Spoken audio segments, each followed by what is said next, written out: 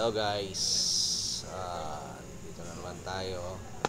So, video to, ituro ko sa inyo how to install AdGuard Home.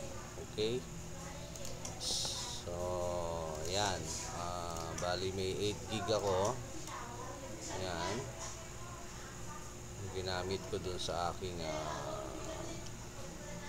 router. Alam nyo naman kung paano palakihin ng ating disk space doon sa ating previous video. Ito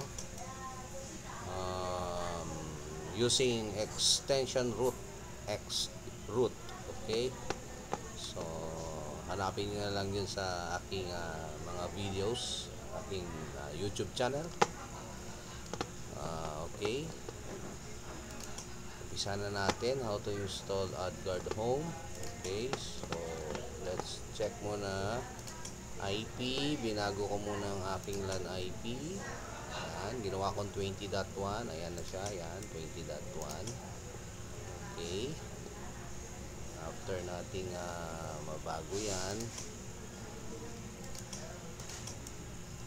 dito ko siya alright, dali lang ha. Alright, dismiss. Okay, so log out natin yan. Once na palitan nyo na yung IP address nyo dito sa may LAN, edit lang, tapos edit nyo lang yung LAN, then save and dismiss. Okay, save and apply. Alright, then save and apply dito. Okay, now log out muna natin yan. Let's go to our PuTTY. Siyempre, ang aking type nyo na rito yung IP ng inyong router. Siyempre, binago na natin. Hindi na siya .1.1. So, 192.168.20.1 na tayo ngayon. Then, open lang natin. And wala pa akong nilagay yung password. Kaya root. Enter. Okay, pasok na tayo. So, first command is opkg update. Copy, enter. Yan. Kailangan may internet connection yung router nyo ha, kasi magpe-fail yan kung hindi walang internet connection. Then next natin is opkg install AdGuard Home. Nabubulol pa ako dito. Copy, yan, and then enter. Let's wait. Yan na, install na siya. So, kaya-kaya na yung install ng AdGuard Home natin dito sa ating OpenWRT router. So, after matapos nyan, tayo lang natin matapos. Medyo malaking file kasi ito kaya kailangan natin mag-extension root. Okay, yung video kong yun, check nyo lang yung video ko, or ilagay ko sa description yung video kung paano mag-extension root, xroot sa ating mga OpenW router na merong USB port. Okay, so after that, okay na. Okay, so login natin yan. So makita natin sa ating software installed, click natin installed. So, makita natin yung AdGuard Home. Meron na. Naka-install na siya. So, ilan lang ang kinain ni AdGuard Home. Okay? So, paano natin papasukin si AdGuard Home? So, itong IP natin, copy lang natin muna yan. Open tayo ng isang webpage. Paste natin yan. And then, ang default ni AdGuard Home is, ang kanyang port is double dot natin 3000. Yan, lagyan nyo lang ganyan IP nyo, and then colon, and then 3000, then enter natin. Then papasok na tayo sa AdGuard Home. Okay, so hindi pa tayo tapos dyan.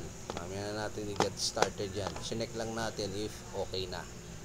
Okay na yung AdGuard Home natin, na-install na natin. Okay, so ang problema ng AdGuard Home, once na kinlose mo yung router mo, mawawala ulit si AdGuard Home. So meron siyang fix for this.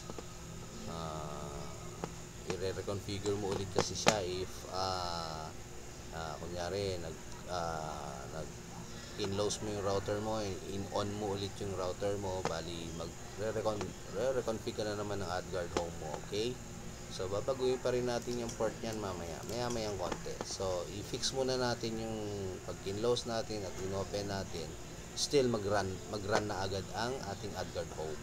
Okay, kasi sa mga previous is na-install nga nila. Ang problema nila, once na nag-off at nag-on, hindi agad automatic na mag-start ang ating AdGuard Home.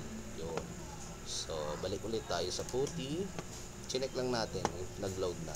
Okay, let's go to our text. Yan, AdGuard Home automatically starts on boot and to start the services. Okay, so ito ang gagawin natin. Copy, click lang natin, enter, then service AdGuard Home start. Ano yun? Okay, close natin ulit yan. Ay nako, my god, ano naman. Alright, nasan tayo? Nabago natin. My god, dapat hindi yan.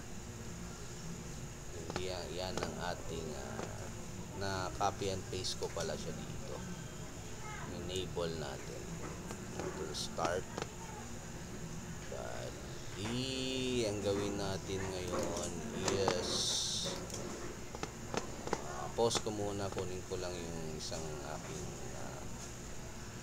pause muna natin mga boss, kasi dito na ko yung paste ko na ito yung copy ko, then na i-paste ko dun sa second command kung ano yun. So pause ko muna.